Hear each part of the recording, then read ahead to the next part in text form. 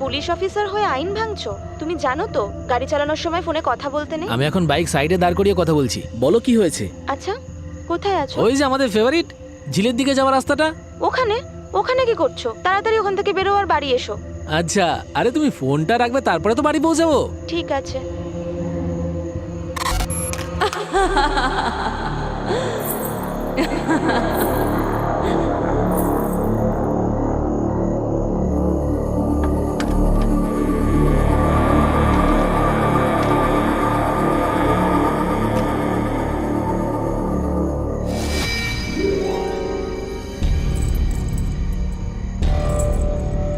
এটা তো আসল শোনা মনে হচ্ছে। কম করে 1-2 লাখ টাকা দাম তো হবেই।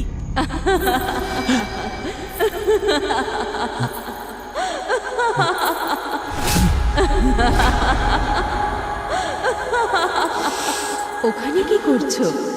আমার কাছে এসো। কে ওখানে? ওখানে কে?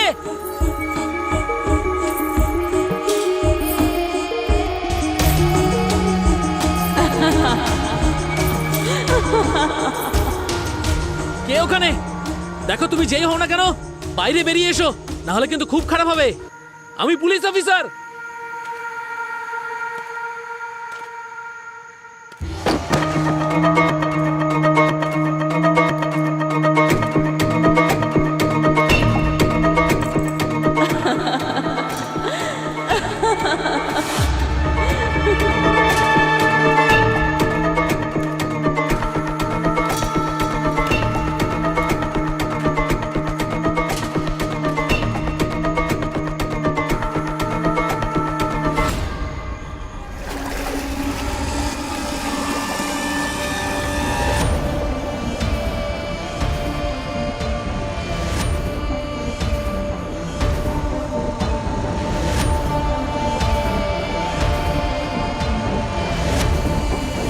চিন্তা করো না, আমার কাছে এসো। তোমার সব স্বপ্নকে আমি সত্যি করব। আমি অপ্সরা।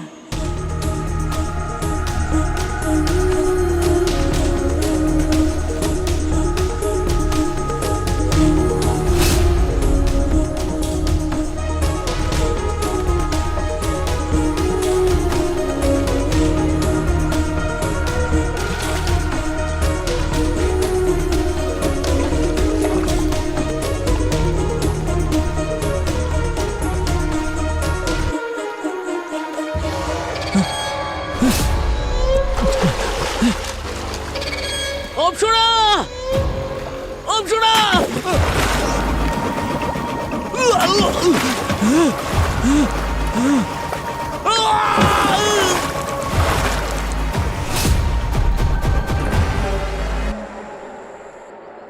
স্যার, আমার তো বিশ্বাসই হচ্ছে না যে আমরা ফাইনালি পিকনিকে এসেছি। বহুদিন পরে পিকনিকে যাচ্ছি, এমন কোনো ব্যাপার যেন না হয় যাতে পিকনিকটাই ভেস্তে যায়। স্যার, ভালো কথা বলুন, কি কথা বলছেন? স্যার, এই রিসর্টটা কোথায়? আমরা কোথায় যাচ্ছি? দেখো শ্রেয়া, রিসর্টটা সামনেই হবে। দয়া বলেছিল গ্রামটা ক্রস করলেই ঠিক পিছন দিকটায় পড়বে। সত্যি স্যার? এখানে আবার কি হয়েছে? ভিড় হয়ে আছে আর হাবিলদারও দাঁড়িয়ে রয়েছে। আরে স্যার, ছাড়ুন না, আজকে আমাদের ছুটি। ওদের ম্যাটার ওরা নিজেরা সলভ করে আরে নেবে ঠিক স্যার। আছে, একবার কথা বলে তো দেখি দেখি কি হয়েছে, তারপর চলে যাব। ভগবান। কি হয়েছে কি ভাই? হ্যাঁ স্যার, এখানে তো ভিড় কিসের? আপনারা কারা? আরে হরি, এরা বড় অফিসার, সিআইডি থেকে এসেছে। ক্ষমা করবেন স্যার, আমি আপনাদের চিনতে পারিনি। আরে স্যার, আপনাদের চিনব না এমন হয় নাকি? আপনাদের ছবি তো সব সময় খবরের কাগজে বেরোয়, সাহসিকতার। স্যার, আপনারা যদি কিছু মনে না করেন তো একটা সেলফি স্যার। এই এক মিনিট। আচ্ছা বলো তো যে এখানে ঠিক কি হয়েছে? স্যার, আসলে কি হয়েছে স্যার, আমাদের এখানে থানার অফিসার অর্জুন স্যার নিখোঁজ। নিখোঁজ মানে?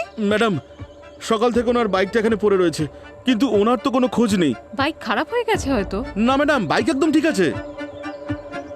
আর ফোনটাও অফ। হ্যাঁ স্যার, আসলে ব্যাপার কি হয়েছে, গত 1 মাস ধরে এরকম ঘটনা ঘটেই চলেছে আমাদের গ্রামে। বেশ কয়েকজন নিখোঁজও হয়ে গেছে, আর স্যার কাউকে এখনো খুঁজে পাওয়া যায়নি। আচ্ছা, এর আগে কতজন নিখোঁজ হয়েছে?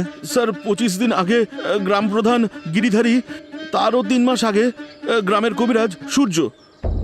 স্যার, এটা তো পুরোটাই জঙ্গল, হয়তো কোনো সিংহ বা বাঘ নিয়ে চলে গেছে। না দেখো, যদি জঙ্গলি কোনো পশু খেত তাহলে ওদের কঙ্কাল বা হাড় অন্তত পাওয়া যেত। হ্যাঁ, যদি এরকম কিছু হয়তো তাহলে এখানে বাইকের আশেপাশে অন্তত জন্তুর পায়ের ছাপ বা হাড়গোড় পাওয়া ঠিক যায়? বলেছেন স্যার, কিছুই পাওয়া যায়নি। আর কাউকে পাওয়াও যাবে না, কারণ এই কাজটা কোনো জন্তুর নয়, ওই ভক্ষিনীর কাজ। ভক্ষিনী? হ্যাঁ স্যার, দেখতে খুবই সুন্দরী, সোনার গয়না পরে লোকেদের আকর্ষণ করে। এসব তুমি কি বলছো? আমি হ্যাঁ? সত্যি কথা বলছি স্যার, ও এই গ্রামের পাশে ঝিলেতেই থাকে স্যার। তাহলে তো তাকে দেখতেই হচ্ছে।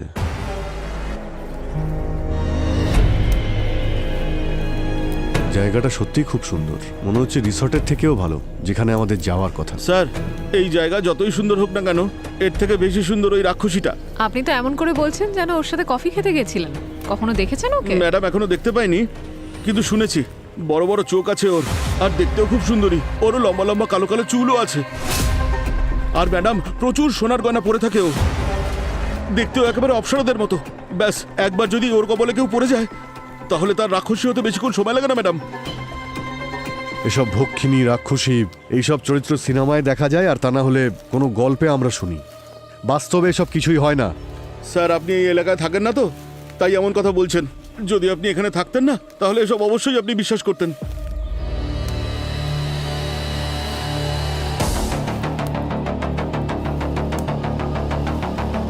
স্যার, ওই যে ঝিল দেখুন।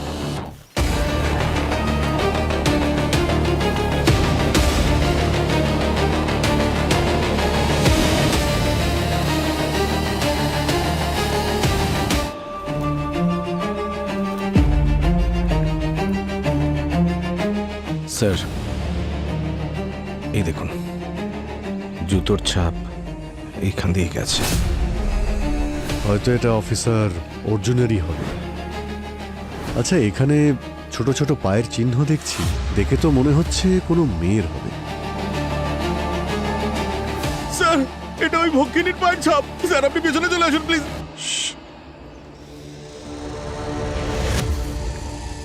স্যার, ওখানে কিছু একটা আছে।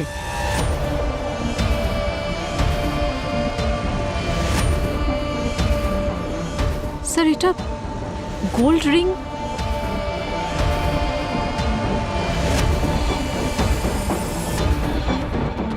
স্যার, স্যার এটা ওই ভক্ষিনীর। স্যার, স্যার আমি তো বলেছিলাম আপনাকে, ওই ভক্ষিনী অনেক দামি দামি গয়না পরে থাকে। এটা নিশ্চয়ই ওরই। আন্দাজে কথা বলা বন্ধ করে, বুঝেছো?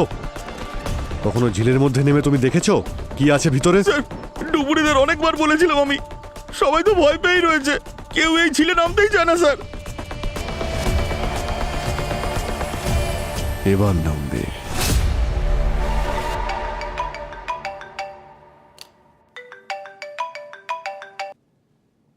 কি অজিত, পৌঁছে গেছো? ঠিক আছে ঠিক আছে। আরে স্যার, স্পটে তো এখনো পৌঁছতেই পারিনি। মানে? স্যার, আমরা ওইদিকেই যাচ্ছিলাম, তখন রাস্তায় গত 1 মাস ধরে এরকম ঘটনা ঘটেই চলেছে আমাদের গ্রামে। বেশ কয়েকজন নিখোঁজও হয়ে গেছে। আর স্যার, কাউকে এখনো খুঁজে পাওয়া আর যায়নি। কাউকে পাওয়াও যাবে না, কারণ এই কাজটা কোনো জন্তুর নয়, ওই ভক্ষিনীর কাজ। মানে রিল্যাক্স করতে গেছো আর ডিউটি তোমাদের পিছু ছাড়েনি? স্যার, রিল্যাক্স তো হবো এই কেসটা সলভ করার পরেই। আমরা ডুবুরিদের কল করে দিয়েছি, যাতে এই ঝিলের রহস্য জানতে পারি। আচ্ছা, যা যা ডেভেলপ হবে আমাকে আপডেট দিয়ে যাবে। Okay sir.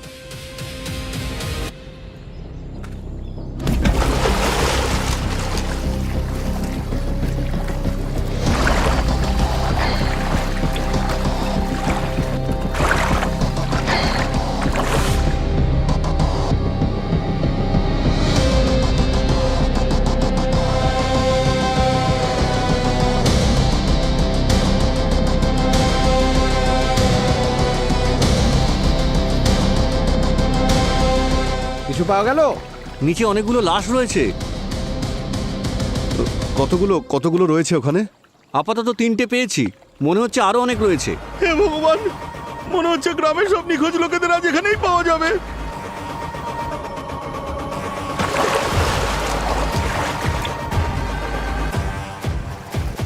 Sir,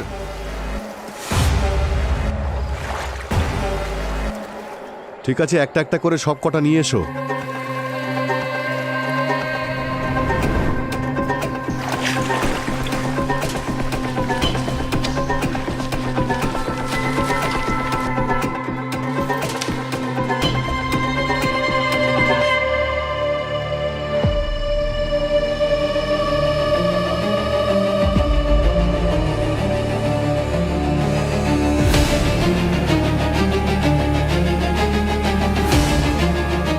Shreya, doctor সালুকেকে phone করো।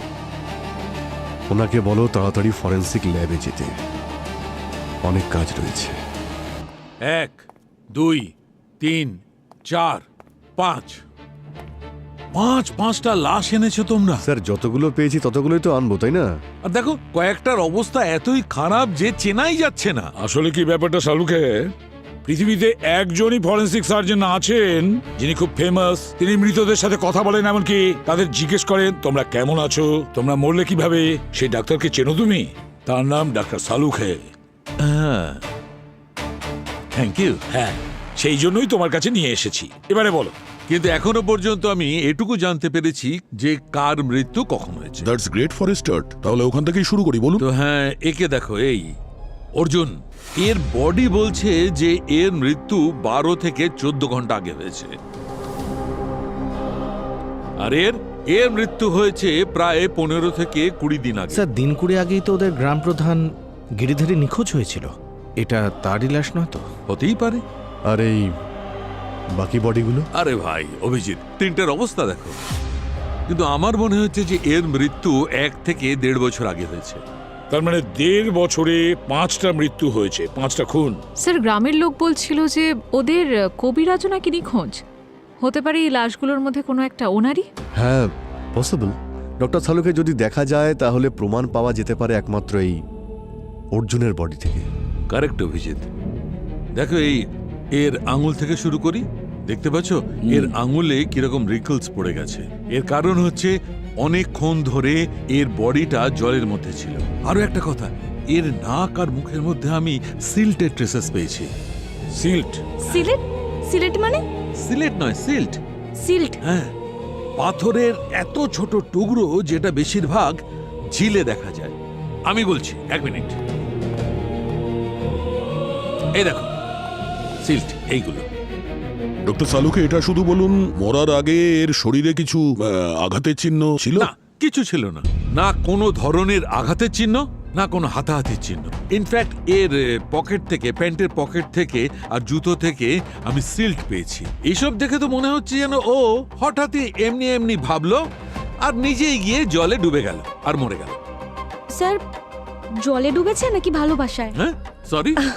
মানে সরি, আমি বলতে চাইছি ওই গ্রামের লোকেরা ওই ঝিলের মধ্যে ওই ভক্ষিনীর কথা বলছিল না, হতে পারে যে ওই ভক্ষিনীকে দেখে অ্যাট্রাক্ট হয়ে ওই ঝিলে গেছে আর নিজেরাই ডুবে মারা গেছে। আরে এসব ভক্ষিনী বলে কিছু হয় না, এসব বাজে কথা, অন্ধবিশ্বাস।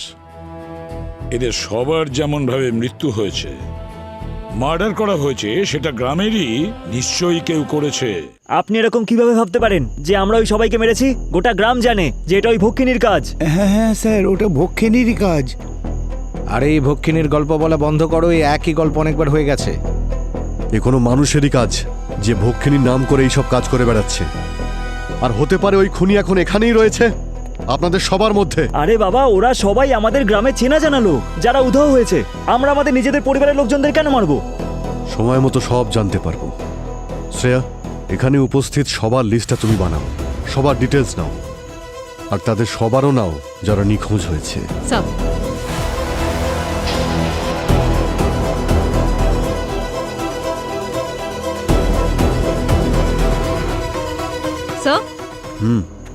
স্যার লিস্ট আমি পুরো রেডি করে নিলাম। অফিসার অর্জুন, গ্রাম প্রধান গিরিধারী আর কবিরাজ সূর্য ছাড়াও আরো 2 জন নিখোঁজ, নরেশ আর সুখী, 12 এবং 15 মাস আগে। নরেশ আর সুখী? কিন্তু এদের তো কঙ্কাল পেয়েছি। একটা কাজ করো, যতজন ভিকটিম নিখোঁজ হয়েছে তাদের প্রত্যেকের বাড়ি থেকে ডিএনএ স্যাম্পেল নাও। এবার ডক্টর সালুকেই বলতে পারবেন এই ডেড বডিগুলো ওদের নাকি অন্য কারো। এই সালুকে কি করছে এতক্ষণ? এই কাজ করছি, টাইম পাস করিনি। সবারই ডিএনএ রিপোর্ট এসে গেছে, সবারই পরিচয় জানা গেছে। এ হচ্ছে ইন্সপেক্টর অর্জুন, এ গ্রামের প্রধান গিরিধারী, আরে গ্রামের কবিরাজ সূর্য, আরে নরেশ, আরে সুখী। হয়েছে? কারো কিছু জিজ্ঞেস করার আছে? হ্যাঁ স্যার, জিজ্ঞেস করবো তো, অনেক কিছু জিজ্ঞেস করার রয়েছে আপনাকে। সবে তো কেসটা শুরু হয়েছে। জিজ্ঞেস করো। কি জিজ্ঞেস করবো সালুকে? এ কেমন কাজ করেছো তুমি? কেন? শুধু নাম বললে হবে? শুধু নাম বললে কিছু হয় না। আরে এমন কোন সূত্র দাও যার মাধ্যমে আমরা খুনি পর্যন্ত পৌঁছে আরে যেতে ভাই, পারি। অদ্ভুত কথা বলছো। এই 3টে লাশ দেখতে পাচ্ছ, এত বিচ্ছিরি ভাবে নষ্ট হয়েছে যে এর আইডেন্টিফিকেশন পাওয়া গেছে ডিএনএ স্যাম্পল থেকে, এটাই যথেষ্ট। এবারে যা পুলিশ অফিসার অর্জুনের লাশ, হ্যাঁ। এ কম্পারেটিভলি ফ্রেশ আছে। হ্যাঁ এর কাছ থেকে নিশ্চয়ই তুমি কিছু পাবে। হ্যাঁ, এর থেকে দুটো কথা এমন জানা গেছে যার দ্বারা তোমরা খুনির কাছে পৌঁছে যাবে। দেখো, এক তো এই অর্জুনের ফুসফুসে এত মাত্রায় জল পাওয়া গেছে যে এটা প্রমাণিত ও জলে ডুবে মারা গেছে। আর দ্বিতীয় কথা, দ্বিতীয় কথা হচ্ছে সাইলোসাইনেক্স 9। কি স্যার? সাইলোসাইনেক্স 9? এটা আবার কেমন ধরনের অসুখ? এটা অসুখ নয়, এটা একটা কেমিক্যাল, আর এর নাম হচ্ছে সাইলোসাইনেক্স 9। আর এটা এত ভয়ঙ্কর কেমিক্যাল যে যদি মানুষের শরীরে ঢুকে যায় তাহলে একদম গন্ডগোল করে ছেড়ে দেয়। স্যার, আমি যখন নার্কোটিক্সে কাজ করছিলাম তখন এই কেমিক্যালের ব্যাপারে শুনেছিলাম। এর ব্যবহারে মাথা খারাপ হয়ে যায়, দৃষ্টি বিভ্রম হয়, মানে উল্টোপাল্টা জিনিস দেখতে থাকে।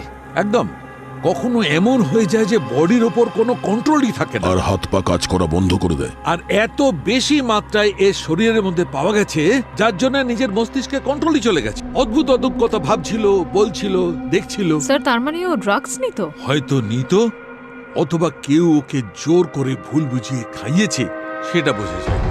আরো একটা কথা, এই কেমিক্যালের সঙ্গে সঙ্গে আমি কিছু তেল, ময়দা আর মশলার ট্রেসেস পেয়েছি। ওই যেমন কচুরি সিঙ্গাড়ায় ব্যবহার হয় সেরকম। ডক্টর সালুক, এটা কি জানতে পারা যাবে যে মারা যাওয়ার কতক্ষণ আগে ওই বিষ মেশানো সিঙ্গারাটা খেয়েছিল? দেখো, মৃত্যুর আগে যেরকম ডাইজেস্টিভ সিস্টেম চলছিল তাতে মনে হয় 35 থেকে 40 মিনিট হবে। এক মিনিট স্যার, অর্জুনের ফোন রেকর্ড থেকে জানা গেছে না যে মারা যাওয়ার 1 ঘন্টা আগে ও কোথায় বাইরে গিয়েছিল কারোর সঙ্গে দেখা করার জন্য? হ্যাঁ স্যার। কার সঙ্গে দেখা করতে স্যার গিয়েছিল? নিজের গার্লফ্রেন্ড নেত্রার সাথে। লোকাল স্কুলে টিচারও, অঙ্ক পড়ায় ওখানে। বস, আরো একটা কথা, কি এই যে কেমিক্যাল, এটা ঝিলের আশপাশে যে বিশেষ ধরনের ঝোপঝাড় আছে তাতে পাওয়া যায়। অভিজিৎ, যখন তুমি ওই ঝিলের ধারে গিয়েছিলে, এতগুলো বডি যখন ওই ঝিল থেকে তুললে, তখন সেখানে কোনো সেই ধরনের গাছ দেখেছিলে? ঝিলের আশেপাশে তো চারা গাছ ছিল, এই চারাগুলো ওগুলোর মধ্যেও হতে পারে। এই জন্যই তো তোমাকে বলছিলাম অভিজিৎ, যে এই কাজটা ওই গ্রামেরই কেউ করেছে যে ঝিলেরই ধারে কাছে নিশ্চয়ই থাকে। একটা কাজ করো, খোঁজ নাও ওই নেত্রার সঙ্গে অফিসার অর্জুনের কতটা ভালোবাসা ছিল। আমাদের বিয়ে হওয়ার কথা ছিল, এই ঘটনার জন্য আমার পুরো স্বপ্ন ভেঙে গেল। তোমরা একে অপরের সাথে কবে থেকে ডেট করছিলে? এই ধরুন 4 থেকে 6 মাস। অর্জুনের পোস্টিং কিছু মাস আগেই হয়েছিল এই গ্রামে স্যার। তোমার সঙ্গে কালকেও দেখা হয়েছিল? আমরা রোজ দেখা করতাম স্যার। আমার স্কুল ছুটি হওয়ার পর 2 থেকে 5টা আমরা একসাথেই থাকতাম স্যার। অর্জুনের বডি থেকে আমরা একটা কেমিক্যাল পেয়েছি। ও কি কিছু খেয়েছিল যখন আপনার সাথে ছিল? কাল আমরা 4 সিঙ্গারা খেয়েছিলাম কালুর দোকান থেকে। আসলে ওর ওখানকার মশলা চাটা খুব পছন্দ। আচ্ছা, আপনার মনে হয় কি যে এই কাল্লু এরকম করতে পারে, মানে সিঙ্গারার মধ্যে ড্রাগ মিশিয়ে অর্জুনকে খাইয়েছে? সেটা আমি জানি না স্যার, কিন্তু আমিও তো ওখান থেকে খেয়েছিলাম, আমার তো কিছু হয়নি স্যার। এমনি তো আরেকটা ব্যাপার, চাওয়ালের সাথে অর্জুনের কি শত্রুতা থাকতে পারে? স্যার অ্যাকচুয়ালি খাওয়া দাওয়ার পর অর্জুন কখনো টাকা পয়সা দিত না, এটা ওর খুব বদ অভ্যাস ছিল। আমি ওকে অনেক বোঝাতাম যে এরকম তুমি করো না, কিন্তু ও শুনতই না। হতে পারে ওই রাগের কারণে, আমি আর কিছু বুঝতে পারছি না। চলো তাহলে এই কাল্লুর দোকানে একবার চা খেয়ে আসি।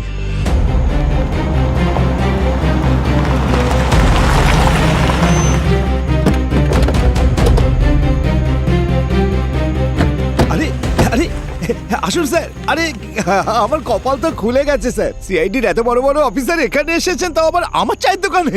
মশলা চা?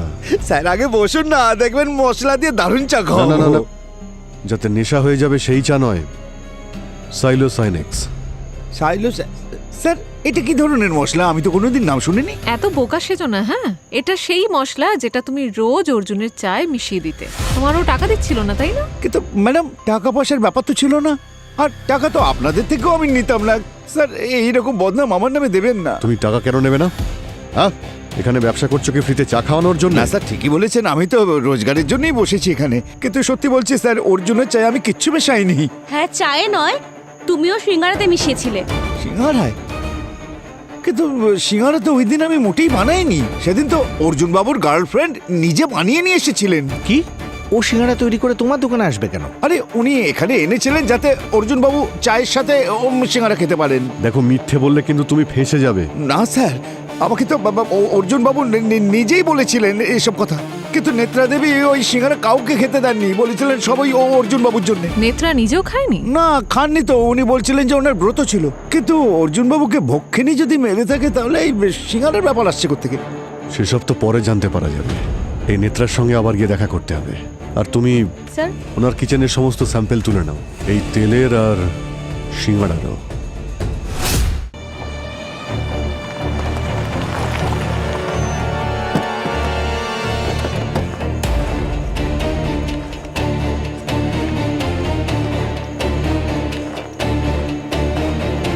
নেত্রা,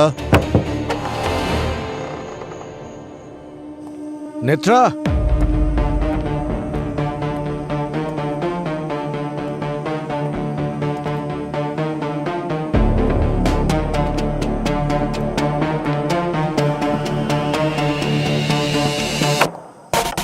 নেত্রা, নেত্রা,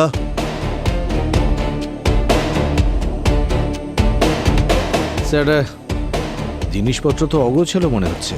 আবার এমন নয় তো যে ব্যাগ প্যাক করে পালিয়ে গেছে? ওর ফোনটা ট্রাই করো। স্যার, ফোন তো সুইচ অফ বলছে। ওকে কীর্তিকা, স্যার। খোঁজ নিয়ে দেখো লাস্ট লোকেশন কি ছিল ফোন বন্ধ হওয়ার আগে। আর শ্রেয়া, ওর কিচেন থেকেও স্যাম্পেল তুলো, তাহলেই জানা যাবে বিষ মেশানো সিঙ্গারা নেত্রা বানিয়েছিল নাকি কল্লু। আরে বস, একটা আনন্দের সংবাদ আছে। মনে হচ্ছে বিয়ে ঠিক হয়ে গেছে। অভিনন্দন স্যার। স্যার, বিয়ের মিষ্টি? ঠিক আছে। আরে এক্সকিউজ মি, মজা করছো? মজা তো তোমরা করছো, আমার বিয়ে নিয়ে পড়েছো। তাহলে কি খুশির খবর, তাড়াতাড়ি আরে বলো। বলুন না। বস, হ্যাঁ, তোমরা যে স্যাম্পেল নিয়ে এসেছিলে আমার কাছে, ওই চায়ের দোকানের আর নেত্রার বাড়ির কিচেনের ইউটেন্সিলস, আমি ওগুলো ভালো করে চেক করে অ্যানালাইজ করেছি। চায়ের দোকান নাকি নেত্রার বাড়ি? নেত্রার বাড়ি। কারণ বস, নেত্রার কিচেনের ইউটেন্সিলস এর মধ্যে আমি ওই সাইলোসাইনেক্স 9 এর ট্রেসেস পেয়েছি। তার মানে পরিষ্কার নেত্রাই অপরাধী। শালুকে, এটাই তাহলে খুশির খবর।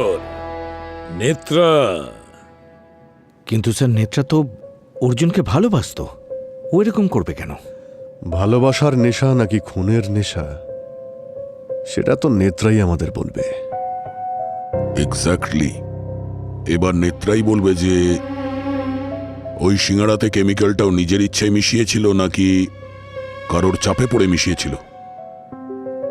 দয়া, স্যার, একটা কাজ করো, ওই নেত্রার সমস্ত ঠিকুজি কুষ্টি বের করো আর হিস্ট্রিটাও ঘেঁটে দেখো। আর সঙ্গে সঙ্গে অভিজিৎ, ওই অর্জুনেরও হিস্ট্রিটা দেখো। নিশ্চয়ই অর্জুনের মৃত্যুর সঙ্গে নেত্রার কোনো কানেকশন ছিল।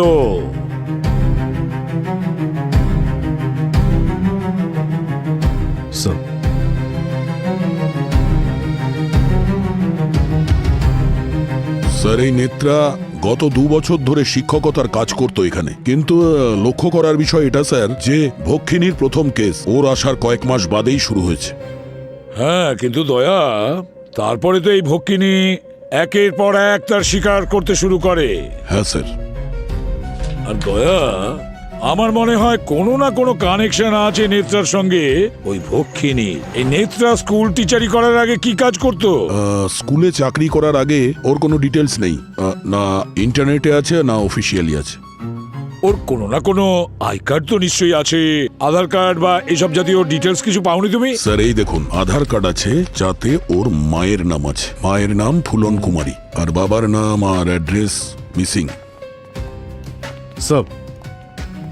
স্যার, এই অর্জুনের বাড়ি থেকে ইন্টারেস্টিং জিনিস পাওয়া গেছে স্যার। আচ্ছা, এই দেখুন স্যার, টাকা ভর্তি ব্যাগ। আর স্যার, এটা অর্ধেক পুড়ে যাওয়া একটা অডিও ক্যাসেট।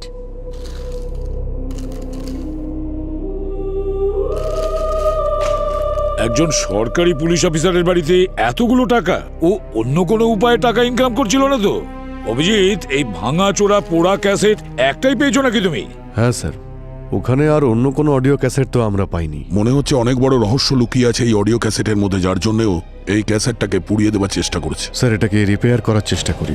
2-4 সেকেন্ডের অডিও যদি পেয়ে যাই তাহলে খুনিকে আমরা খুব তাড়াতাড়ি ধরতে পারবো। শালুকের কাছে পাঠিয়ে দাও, কোনো না কোনোভাবে সমাধান ও নিশ্চয়ই করবে। একটু আমরাও জানি এই ক্যাসেটের মধ্যে কি এমন সত্যি লুকিয়ে আছে।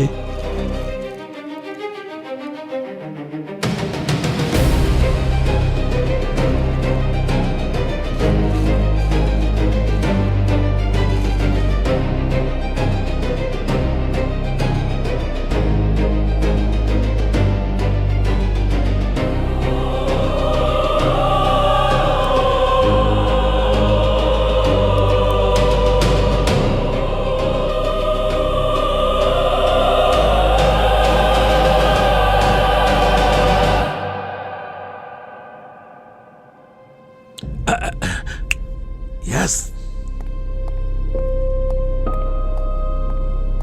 এই যে ওই যে টেপ রেকর্ডার দিয়েছিলেন না ভাঙাচোরা, সেখান থেকে একটা অডিও রেকর্ড পেয়েছি। তাড়াতাড়ি শোনাও। খুব ছোট্ট বটে, কিন্তু যতটুকু তুমি শুনবে না মাথা খারাপ হয়ে যাবে।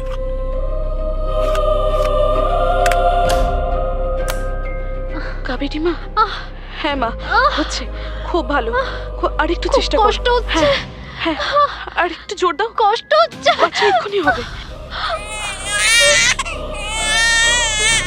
খুব কষ্ট হয়েছে না মেয়ে? স্যার, মেয়ে হয়েছে। দাও দাও আমায়। না না না, আমার মেয়েকে আমার থেকে নিয়ে যেও না। ছেড়ে দাও। আমাকে দাও। আমি তো আগেই বলেছিলাম না, আমার নাতি চাই। দাও আমাকে। আমার থেকে দূরে নিয়ে যেও। দাও বলছি। নিয়ে যেও না। মাই গড, জানি না বস কার ফ্যামিলি এটা। যারই হোক স্যার, এই পুলিশ অফিসার অর্জুন, ওর বাড়ি পর্যন্ত টেপটা পৌঁছলো কি করে? আর অবাক করার বিষয় এটাই যে বাচ্চা জন্মানোর সময় এসব রেকর্ড কে করেছে?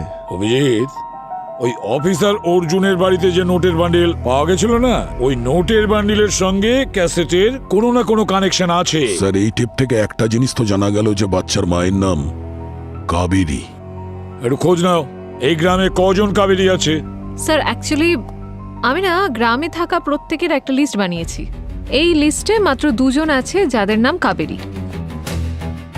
এখানে তো একজন 10 বছর বয়সের কাবেরী, আর একজন। আরে স্যার, এই আরেকজন কাবেরী তো ওই গ্রাম প্রধান গিরিধারীর স্ত্রী। সেই গিরিধারী যার লাশ আমরা পেয়েছিলাম ঝিল থেকে। মানে টেপের সম্পর্ক শুধুমাত্র অর্জুনের মৃত্যুর সঙ্গেই নয়, বরং ওই ভক্ষিনীর সঙ্গেও রয়েছে। কাবেরীর কাছে যাও। এই কাবেরীর কাছে গেলেই খুনি পর্যন্ত পৌঁছানোর রাস্তা খুঁজে পাবে। স্যার, যাই বলুন, গ্রামের রাস্তা দিয়ে যাওয়া কিন্তু খুবই সমস্যাদায়ক, কিন্তু আমাদের শহরের ট্রাফিক আর পলিউশন থেকে তো অনেকই ভালো। এটা ঠিক কথা। এই কাবেরী কে আপনাদের মধ্যে? ওই যে। ও কাবেরী, বলুন আপনারা। বলছি, এটা শোনো। হ্যাঁ মা, আর একটু জোর দাও। হ্যাঁ, খুব কষ্ট হচ্ছে। এই তো, আর একটু জোর দাও। আর একটু জোর দাও। হ্যাঁ, এই তো বাচ্চা এক্ষুনি হবে। আর একটু জোর দাও। ছেলে হয়েছে না মেয়ে? আমার মেয়েকে আমার থেকে নিয়ে যেও না। দাও দাও আমায়। আমার বাচ্চা আমাকে দাও। আরে আরে, আমি তো আগেই বলেছিলাম না, আমার নাতি চাই। নিয়ে যেও না। দাও আমাকে। এখনো কি তুমি এটাই বলবে যে এইরকম তোমার সাথে কিছু হয়নি? কি লুকোচ্ছ?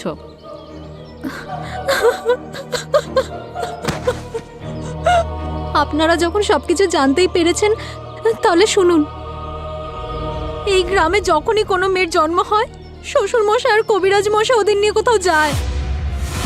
কোথায় নিয়ে যেত? এ ব্যাপারে কেউ কিচ্ছু জানে না, আর কেউ কখনো ওদেরকে জিজ্ঞাসা করার সাহস পায়নি। কবে থেকে চলছিল এইসব? এত বড় একটা ব্যাপার বাইরে কেন আসেনি? বহু বছর ধরে চলছে। আর সবাই জানবে কি করে? সবাইকে হুমকি দেওয়া হয়েছিল। গ্রামের এই নিয়ম যেন এই গ্রামের মধ্যেই থাকে, বাইরের কেউ যাতে জানতে না পারে। এ আবার কেমন গ্রাম যেখানে ছেলে সন্তানের জন্ম কোনো প্রবলেম নয় আর মেয়েদের জন্ম হওয়া ভুল? সেই জন্যই তো সব মহিলাদের অভিশাপ পেয়েছিলেন উনি। সবার রাগ থেকেই জন্ম নিয়েছে ওই ভক্ষিনী নামের রাক্ষসী। ওই ভক্ষিনী এই জন্য এই গ্রামের সব পুরুষদের উপযুক্ত শাস্তি দিচ্ছে।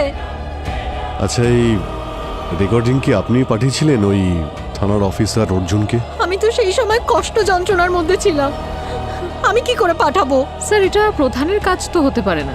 উনি নিজের বিরুদ্ধেই এতগুলো প্রমাণ কেন রাখবেন? তাহলে তো এটা একজনই করতে পারে। ওই ধাইমা যে ওই সময় কাবেরীর সঙ্গে ছিল, কি নাম ওনার? ফুলন। ফুলন? স্যার, ওই নেত্রার মায়ের নামও তো ফুলন। হ্যাঁ, কোথায় থাকেন উনি? ফুলন বৌদি ভালো আছো? হ্যাঁ, ভালো আছে। ফুলন দেবী, ফুলন দেবী, ফুলন দেবী, শুনুন। ফুলন দেবী! ফুলন দেবী, দরজাটা খুলুন, আপনার সাথে একটু কথা আছে। আমরা সিআইডি থেকে। বলুন। গ্রাম প্রধান গিরিধারী বাবুর মেয়ে কাবেরীর মেয়ে হয়েছিল, সেই সময় আপনিই ছিলেন না ওখানে? কিছু মনে পড়ছে না। আমি মনে করিয়ে দিচ্ছি, এটা শুনুন তো। কাবেরী মা, কষ্ট হচ্ছে, আরেকটু জোর দাও, আরেকটু জোর দাও। এই তো, এই তো। আর এটা বলবেন না, এই কণ্ঠস্বর আপনার নয়। হ্যাঁ, আমারই। তাহলে সত্যিটা স্বীকার করেছেন? তার মানে আপনি এটা রেকর্ডিং করে পাঠিয়েছিলেন অফিসার অর্জুনকে? হ্যাঁ, কারণ আমি এই গ্রামের নিয়ম দেখে বিরক্ত হয়ে গেছি, যেখানে শুধুমাত্র ছেলেকে পরিবারের যোগ্য হিসেবে ধরা হয়, কিন্তু মেয়েদের নয়। এই নিয়মটা আসলে কি বলুন তো, একটু ডিটেলে বলবেন প্লিজ। আমি তো বেশি কিছু জানি না, কিন্তু এইটুকুই জানি, যখন কোনো ঘরে মেয়ে জন্ম নিত তখন গ্রাম প্রধান আর কবিরাজ বাচ্চাটা নিয়ে চলে যেত। কোথায় নিয়ে যেত? বাচ্চাদের সঙ্গে কি করা হতো কিছু জানেন আপনি? এটা জানার জন্যই আমি টাকা জোগাড় করে একটা টেপ রেকর্ডার কিনি, আর তাতে এটা রেকর্ড করি, যাতে পুলিশ এই ব্যাপারটা জানতে পারে। কিন্তু ওই পুলিশ অফিসার অর্জুন, ও সেই একই রকম। ও আমার সামনে টেপ রেকর্ডারটা পুড়িয়ে দিল আর আমাকে হুমকি দিল আমি যেন এই কথা কাউকে না বলি। ও, তার মানে ওই পুলিশ অফিসার অর্জুন এই কথা লুকানোর জন্যই ও ঘুষ নিয়েছিল। অর্জুন যখন আপনার কথা বিশ্বাস করলো না, তখন আপনি অর্জুনকে খুন করে দিলেন। আরে স্যার, আমার বয়স তো দেখুন, আমি তো ঠিক করে হাঁটতেও পারি না, আমার পা হাঁটুতে ব্যথা থাকে, আমি কি করে কাউকে মারতে পারি? হয়তো এই কাজে আপনার মেয়ে আপনাকে সাহায্য করেছে। ওর নাম নেত্রা, তাই না? এ কথা আপনাদেরকে কে বলল? আমার তো কোনো মেয়ে নেই। ও তাই? তাহলে আমাদের দেখে দরজা বন্ধ করে দিলেন কেন? আপনি একটু সাইডে যান। দেখি, সাইডে চলুন। আমরা দেখতে চাই ঘরের ভিতরে কে আছে।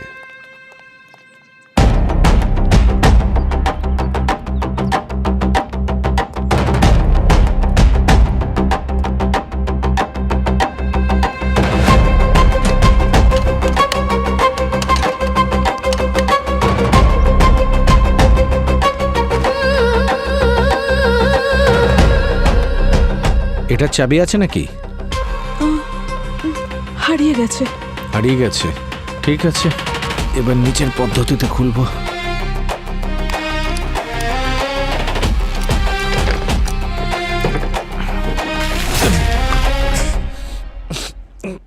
কি হলো সচিন? ডাস্ট অনেক স্যার।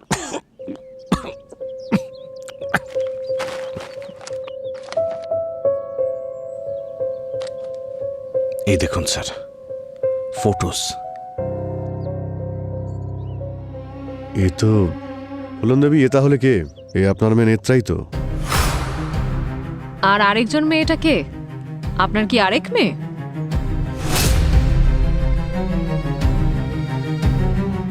দেখুন, আমার মেয়েরা কিচ্ছু করেনি, যা করেছি আমি করেছি, আমি খুন করেছি।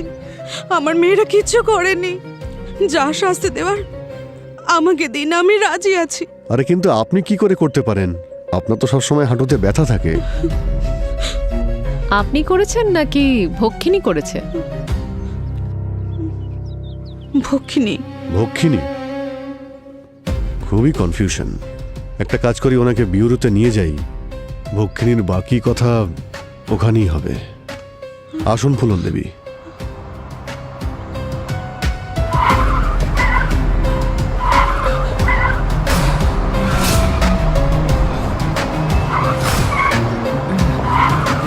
গাড়ি দাঁড় করাও, থামাও। কি হলো? হ্যাঁ, তুমি ঠিক আছো তো? সচিন, সচিন, সচিন, আমাকে ডাকছে সচিন, আমাকে। আরে কি হলো কি? স্যার, কেউ একটু অবাক লাগছে। এইসব ভক্ষিনী করেছে স্যার। এর চিকিৎসা পৃথিবীর কেউ করতে পারবে না, হাকিম ডাক্তারও পারবে না। আপনি চুপ করুন, ঠিক আছে? ওই দেখো ভক্ষিনী আসছে, ও আসছে। বাঁচতে পারলে বেঁচে দেখাও। ভক্ষিনী নয়, এটা কেমিক্যালের প্রভাব। যখন সচিন ওই ট্রাঙ্কটা খুললো না, যেখানে ওই ছবিগুলো ছিল, সেখান থেকে ধুলো উড়েছিল। মনে হচ্ছে ওই কেমিক্যালের জন্য এইসব হচ্ছে। সচিন, স্যার, কি হয়েছে? আর কিছু সময়ের মধ্যেই না তোমাদের দেখা হবে ভক্ষিনীর সাথে। আর একবারও যদি আপনি ভক্ষিনীর নাম মুখে আনেন না, আমার থেকে খারাপ কেউ হবে না। তুমি গাড়িতে না না বসো। স্যার, ওই যে ডাকছে আমাকে। আমার কাছে এসো। ওই যে দেখুন। তোমার সব স্বপ্নকে আমি পূর্ণ করব। আমি অপ্সরা। আমি আসছি স্যার। ওই যে দেখুন না, ওইখানে দাঁড়িয়ে আছে স্যার। আরে আমাকে কেউ নেই, ডাকছে। সচিন। ডাকছে স্যার আমাকে। সচিন ও ক্রিমিনাল। না, ওকে ধরতে হবে। ক্রিমিনাল নয় স্যার, আপনি ক্রিমিনাল। সচিন স্যার, সরে যাও সব, কেউ আসবে না। আমাকে ডাকছে। সচিন, সরে যাও। স্যার, আরে স্যার, আমি আসছি। সচিন, কৃতিকা, ওনাকে সামলাও। স্যার আমি একা। সিআইডি অফিসাররা একা হয় না। তোমার কাছে বন্দুক আছে তো? স্যার, এসে গেছে আমার ভক্ষিনী, এসে চলুন গেছে। আপনি, তোমার চলুন, কেউ চুপ বাজবে না, থাকুন। বাজবে চলুন। না। চলুন ভেতরে বসুন।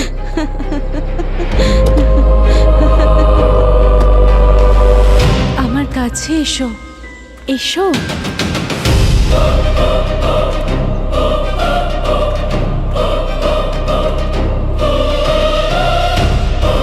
কোথায় তুমি?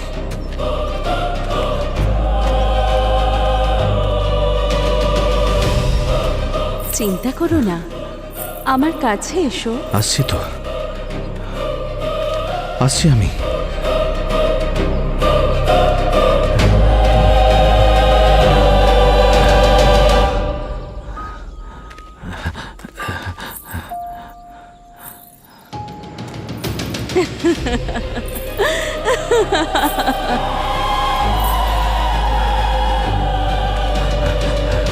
সচিন, সচিন, সচিন স্যার,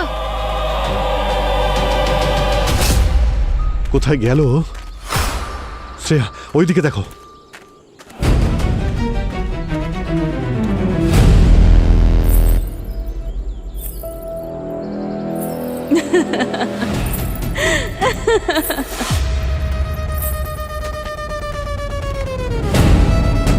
সচিন,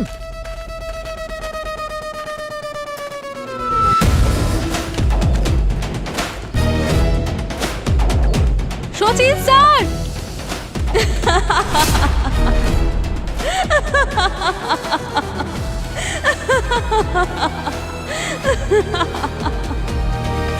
এখানে এসো, আমি তোমার জন্য অপেক্ষা করছি।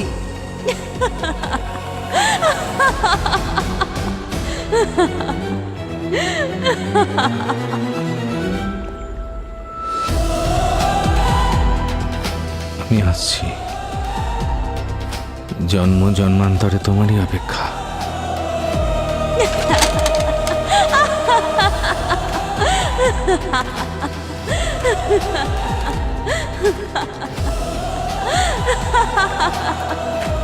সচিন স্যার,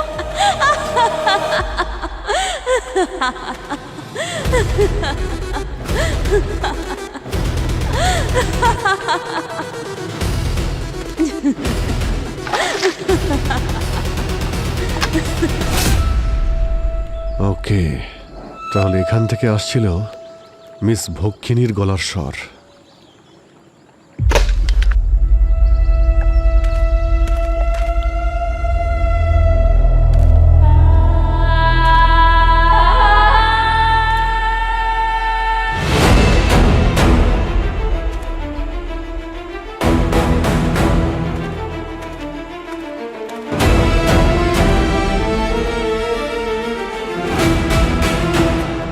সচিন, সচিন কি করছো তুমি? কি করছে? হ্যাঁ? ওই দেখুন, আমার জন্য অপেক্ষা করছে স্যার, আমাকে ডাকছে, আমি ওর কাছে যাচ্ছি। সচিন, সচিন তুমি কি ঠিক আছো? আমি ঠিক আছি, আমি ঠিক আছি, ছেড়ে দিন আমাকে। ওই দেখুন, ওই দেখুন, আমাকে সচিন, ডাকছে, তোমার ক্ষতি হতে ডাকছে পারে। আমাকে, আমাকে যেতে বলছে, যেতে বলছে আমাকে। ও ওখানে ডাকছে, কেউ নেই, সচিন। ডাকছে আমাকে। ওই দেখুন, সচিন। ও আমার জন্য অপেক্ষা করছে।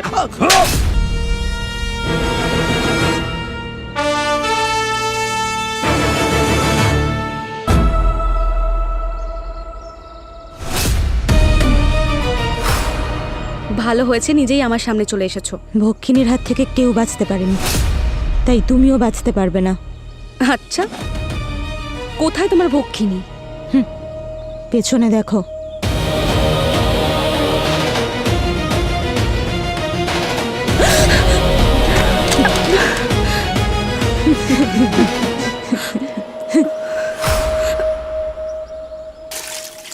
সচিন তুমি ঠিক আছো? স্যার একটা কথা কিছুতেই বুঝতে পারছি না, ওই ভক্ষিনী এই ষড়যন্ত্রটা আমাদের উপর কেন অ্যাপ্লাই করছে? কারেক্ট, সেগুলোই যা বাকি ভিকটিমদের ওপর ইউজ করেছে। ও নিজেই ওর রহস্যের কথা আমাদের কেন বলবে? ও নো, কি হলো স্যার? ও এই জন্যই করেছে যাতে আমরা সবাই এখানে ব্যস্ত থাকি আর ও দুই বোন ফুলন দেবীকে ওখান থেকে নিয়ে পালাতে পারে। স্যার কীর্তিকা ওখানে একা?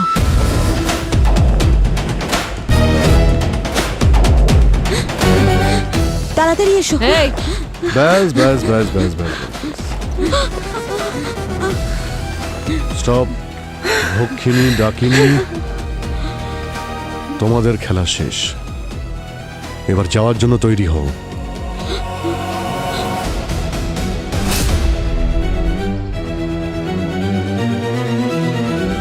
আপনাদের কাছে যদি একটুও মনুষ্যত্ব থেকে থাকে, আমার মেয়েদেরকে ছেড়ে দিন। আমি বললাম না, আমি খুনি। এরা দুজনে কিছু করতেই পারে না। অনেক হয়েছে মা, আমাদের বাঁচাতে আর কত মিথ্যে বলবে? আর সত্যিটা তো একদিন সামনে আসতোই, তাই আজ। চুপ, তুই কিচ্ছু বলবি না। ছোটবেলা থেকে তোদেরকে বাঁচিয়ে আসছি এটা দেখার জন্য, আজকেও বাঁচাবো। মায়ের ভালোবাসা আমরা বুঝতে পারি ফুলন দেবী, কিন্তু এই দেশের আইন কোনো অপরাধীকে বাঁচানোর জন্য সম্মতি দেয় না।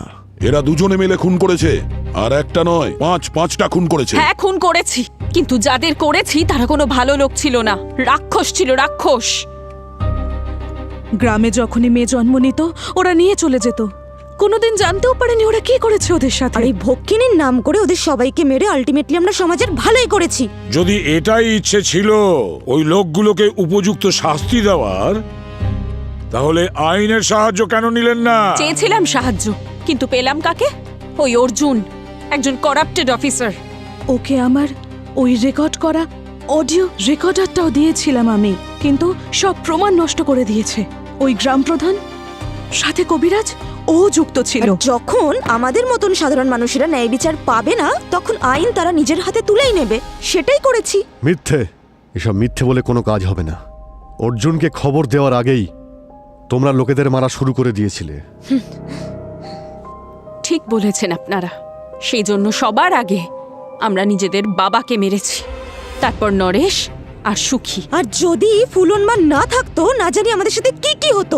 ভাগ্যিস আমাদের জন্মানোর পরেই উনি লুকিয়ে রেখেছিলেন, আর গ্রামের লোকেদের জানতেও দেয়নি যে আমরা বেঁচে আছি। যদি আমার ক্ষমতা থাকতো তাহলে ওই বাচ্চাটাকেও আমি বাঁচাতাম, কিন্তু শুধু এই দুজনকে ছাড়িয়ে আনার আর বাঁচানোর সুযোগ পেয়েছি। আর ছোটবেলা থেকে তো এখনো পর্যন্ত আমরা এই কথাটা জানিই না। আর যখন জানতে পারলাম তখন ঠিক করলাম যে এই গ্রামের এই খারাপ নিয়মটা আমরা শেষ করেই ছাড়ব। আর তাই তোমরা ওই ভক্ষিনীর গল্পের সাহায্য নিয়েছিলে, আর নিজেদের বাবাকে মেরে ফেলার পরে গ্রাম প্রধান আর অর্জুনকে খুন করলেন। আপনারা জানেন, এই ভক্ষিনীর গল্প তো শুধুমাত্র বাচ্চাদেরকে ভয় দেখানোর জন্য কাজে লাগানো হতো, কিন্তু আমরা এটা খারাপ পুরুষদের শাস্তি দিতে ব্যবহার করেছি। ভক্ষিনীকে গল্পের দুনিয়া থেকে বের করে আসল দুনিয়ায় এনেছি। আর শুধু আমাদের এটাই উদ্দেশ্য ছিল যে গ্রামে জন্ম নেওয়া বাচ্চা মেয়েরা যেন সুরক্ষিত থাকে। তোমাদের যা করার তোমরা তা করেছ, এবার যা করবে আইন। বাকি রইল ভক্ষিনীর মতন রাক্ষসীর কথা। প্রত্যেক মানুষের ভেতরে একজন শয়তান বাস করে, কিন্তু আসল মানুষ, প্রকৃত মানুষ সেই হয় যে ওই শয়তানের বিরুদ্ধে রুখে দাঁড়ায় আর ন্যায় আর আইনের সাহায্য নেয়। কিন্তু আপনারা তিনজন সেই কাজটা করেননি। এবার আইন আপনাদের শাস্তি দেবে।